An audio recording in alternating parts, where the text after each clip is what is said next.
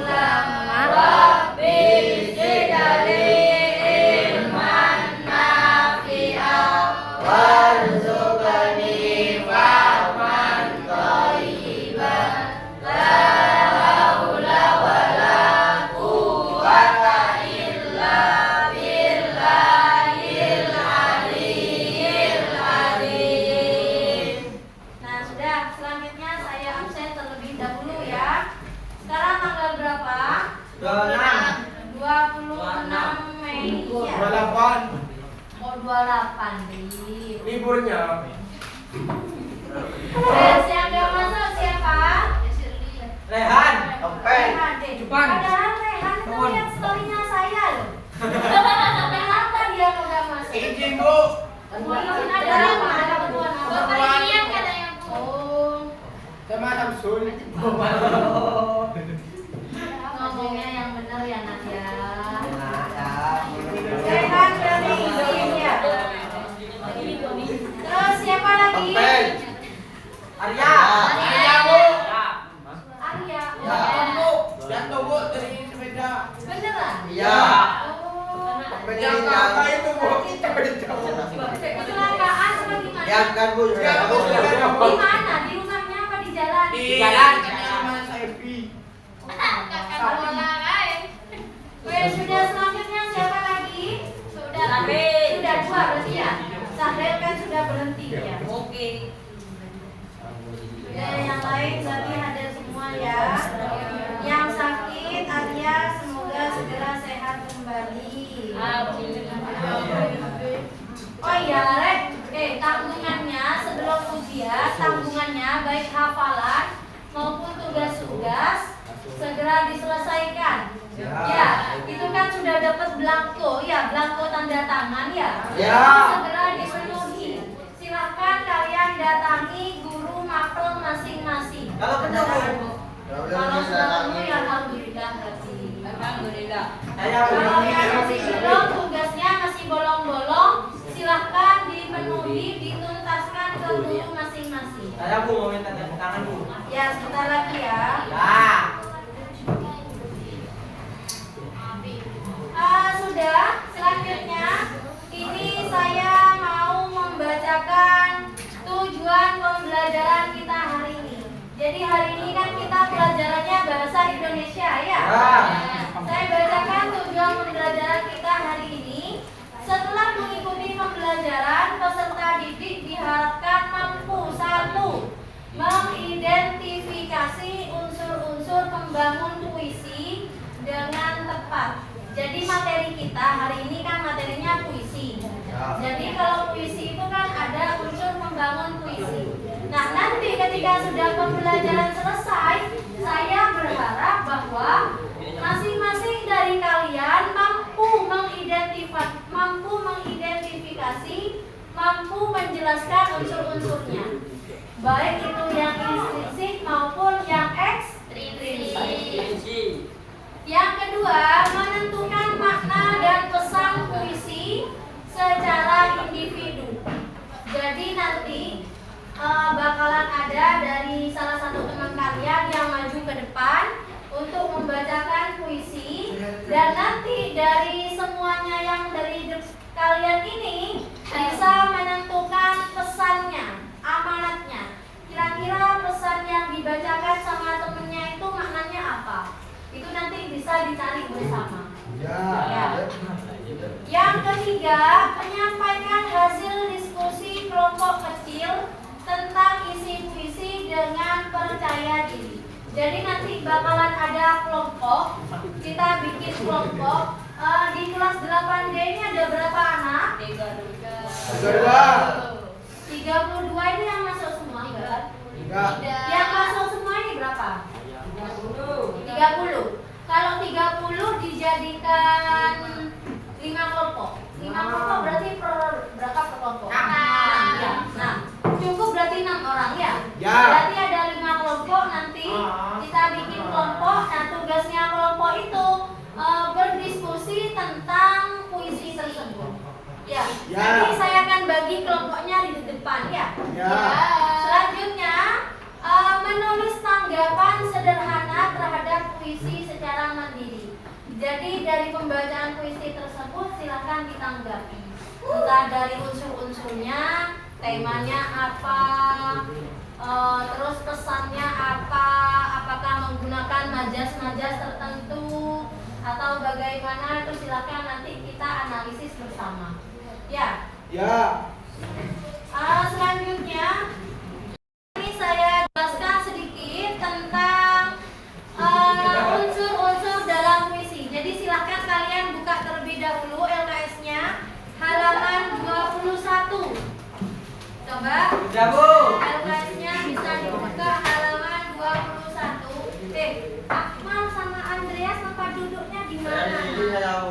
Kok bisa duduk bertiga gimana? Saya di sini. Balik. Balik nih, Papi, balik nih. ke situ. Andreas balik ke tempat duduknya. Terus kamu mau pakai tas ngapain? Sudah mau pulang, ya? Ya sudah mau pulang. Jam berapa ini masih? PSLS-nya sudah dibuka? Sudah. Ya, jadi di dalam puisi itu ada yang namanya unsur-unsur. Jadi puisi itu terbagi menjadi 2 unsur. Dalam puisi terdapat 2 unsur. Yang pertama unsur intrinsik dan yang kedua unsur ekstrinsik. Nah, unsur intrinsik itu apa, Bu? Unsur intrinsik itu adalah unsur-unsur yang membangun puisi dari dalam puisi itu sendiri.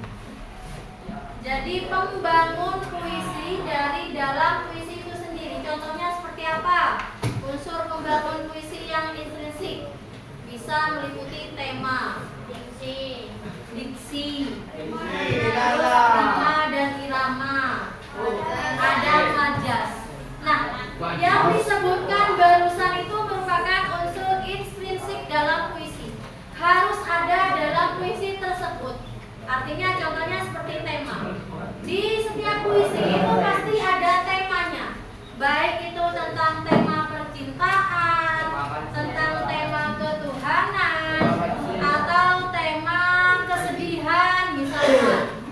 Ada keluarga yang meninggal biasanya seperti itu atau seperti itu. Nah, itu namanya tema-tema. Kita harus bisa menentukan temanya tersebut. Nek, jangan celometan. Ya. Ya, Bu. Ya. Ya, jangan celometan. Ya. Kalau gurunya ngomong silakan diperhatikan.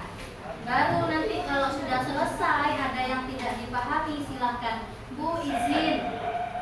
Saya izin bertanya. Ada yang tidak saya pahami seperti itu. Bukan ngomong sendiri.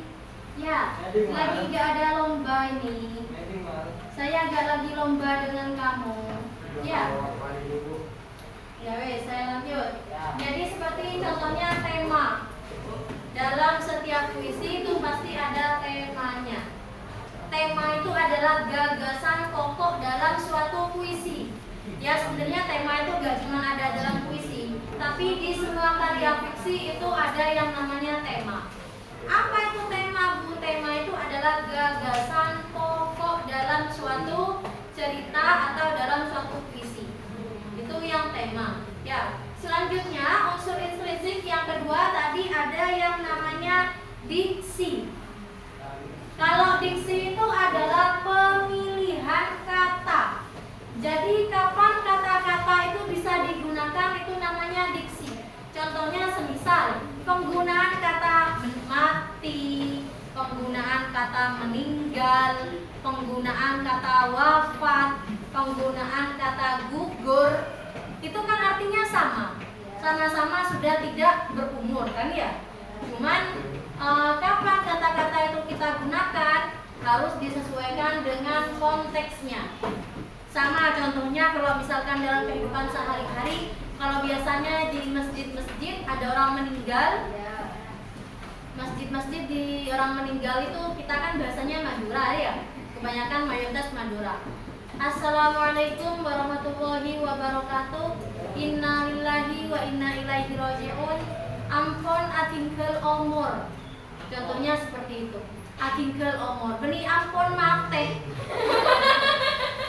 Ya, karena kenapa kok tidak pakai kata mate? Karena mate itu kan penggunaan katanya itu kan kasar. Sedangkan kita kan manusia. Kalau mati itu lebih tepatnya digunakan untuk hewan gitu. Benda-benda yang tidak bernyawa, benda-benda yang tidak hidup itu mati. Kalau seperti kita manusia, diksinya menggunakan kata bisa meninggal, bisa wafat. Tapi kalau wafat itu biasanya lebih kepada orang yang mempunyai posisi khusus di dalam suatu tempat tersebut. Misalkan kayak kiai atau tokoh agama, tokoh misalkan kayak tokoh negara lah, pejabat. Tapi kalau pejabat, kalau pahlawan itu biasanya yang digunakan adalah gugur.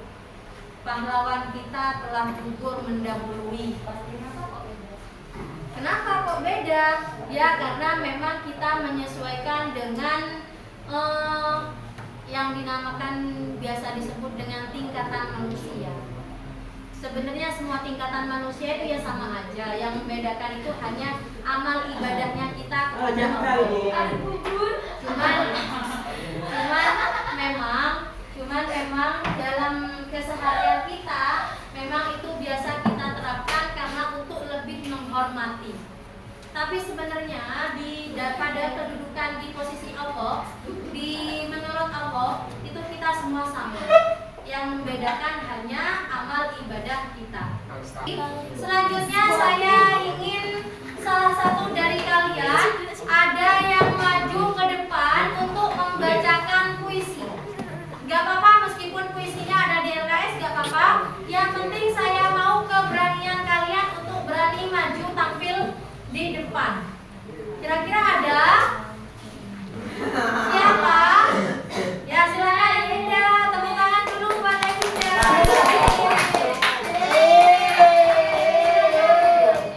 Silakan Evinda. Ya teman-teman yang lain, ini Evinda minta tolong jangan diketawain katanya ya. Udah gak apa-apa, gak usah malu-malu. Sinian. LKS-nya jangan ditutupin ke mukanya, jadi kamu tidak kena angin ya. Ayo semangat, gak apa-apa. Wes yang lain cukup diperhatikan, gak usah diketawain ya. Ya Bu. Oke, bisa kita mulai Evinda. Bisa. Bisa Allah yang juga menentang seorang petani berdiri tenang. Matahari memancar dari ufuk timur, mengiring langkahnya yang berumur. Dengan cangkul di tangan kanan, ia membajak tanah perlahan. Bergelut, namun tak kenal letih, menggarap tanah dengan gigih. Hari demi hari terus berganti. Hasil panen menusinya dengan janji. Petani itu terus bekerja tanpa ragu, dengan harapan bisa dan tak pernah mati. Oke, tepuk tangan buat Evinda.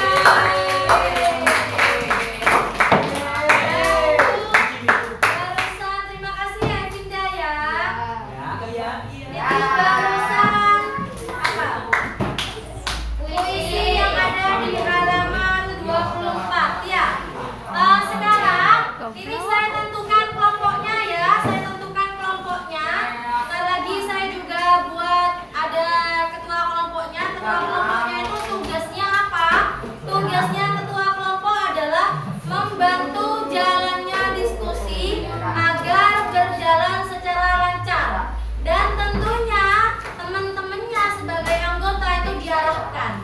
Jadi ketua kelompok itu jadi pemimpin. Ya, oke saya tentukan kelompoknya dulu ya. Ya. Dan ini nama-nama yang ada di paling atas itu adalah ketua kelompoknya. Oke. Jadi ini adalah ketua kelompoknya, nama-nama yang ada di paling atas. Tugasnya ketua kelompok sekali lagi apa? Sekali lagi tugasnya ketua kelompok itu adalah memimpin, mengarahkan bagaimana diskusinya berjalan secara lancar. Ya, sekarang silakan kalian duduk di tempat sesuai kelompok masing-masing. Kelompok 1 ada di sini, kelompok 2 di sini, kelompok 3 di sini, kelompok 4, kelompok 5 dan kelompok 6. Ayo silakan pindah ke kelompok A. Anak-anak ini sudah kumpul sesuai kelompok masing-masing. Sudah. Ya, kelompok 1 mana lengkap? Ya, kelompok 2 sudah lengkap. Kelompok 3 lengkap, kelompok 4 lengkap, 5, 6. Oke, selanjutnya ini silakan kalian berdiskusi dengan teman satu kelompoknya untuk menentukan tentang apa saja, menentukan tema, menentukan amanat atau pesan puisi. Jangan ngomong sendiri. Ya, jangan ngomong sendiri. Silakan tentukan tema dan amanat dalam puisi itu. Jadi puisinya tadi yang dibacakan oleh Evinda itu silakan kalian tentukan. Oke, sampai sini paham?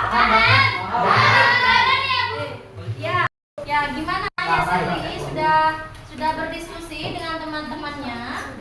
Ya, gimana? Ini tadi puisinya temanya tentang apa? Temanya yaitu petani yang bekerja keras di sebuah sawah. Berarti pekerjaannya itu adalah seorang petani ya.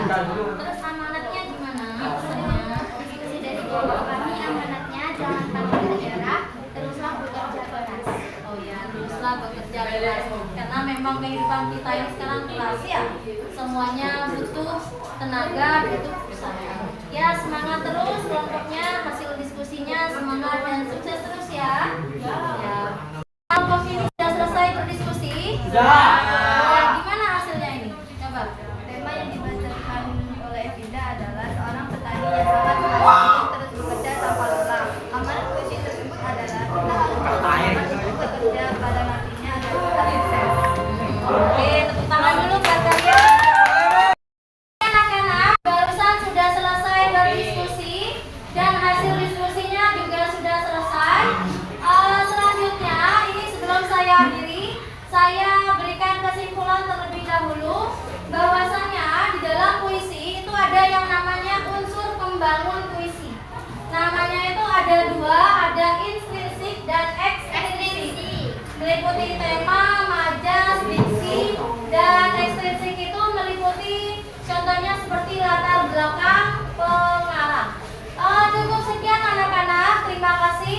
Kurang lebihnya saya mohon maaf. Semoga pembelajaran kali ini bermanfaat untuk kita semua dan bisa bermanfaat dan barokah untuk kita semua ke depannya.